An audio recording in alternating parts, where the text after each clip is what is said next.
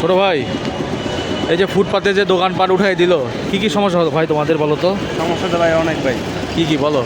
এই যে দেখতে আছেন তোমরা তো তাও রাস্তায় দিয়ে দিছো, তো ফুটপাত থেকে তো উঠাই দিছো, এখন আবার রাস্তা ব্লক করে দিছো। এখন তোমাদের রাস্তা মানে এটা তো রাস্তা না, মানে তোমাদের কি কি সমস্যা হয় এটা একটু তুলে ধরো।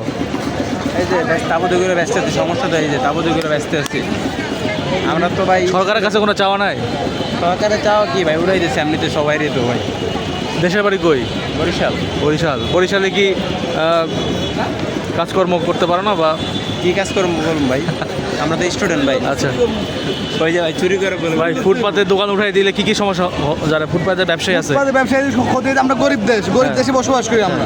এটা তো আমাদের গরিব দেশের, আমরা এই কিছু শিখি না, আমরা অশিক্ষিত মূর্খ, এই কারণে কর্মস্থান একটা নিয়ে বসলাম। গরিব মানুষ দিন আনি দিন খাই।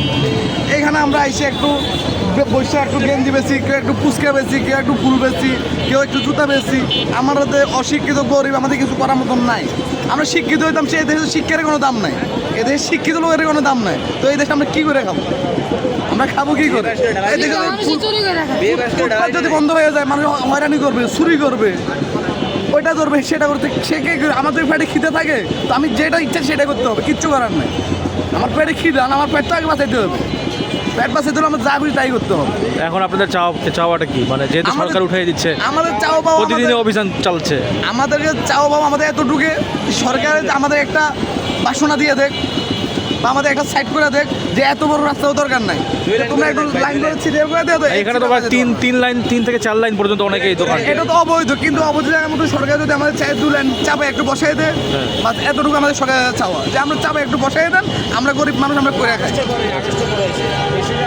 আর এটা তো আমরা 5 আগস্টের পর আওয়ামী লীগ সরকার যাওয়ার পর থেকে সিন্ডিকেটটা হয়েছে।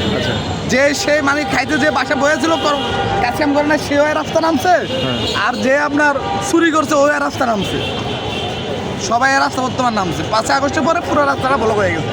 কিন্তু এটা সরকারিভাবে হোক, যেইভাবে হোক, এটা শৃঙ্খলা দরকার হয়, শৃঙ্খলা করে দেবে। সব কিছু আমাদের আইন শৃঙ্খলা মেনে চলতে হবে। জি, ধন্যবাদ ভাই, থ্যাংক ইউ।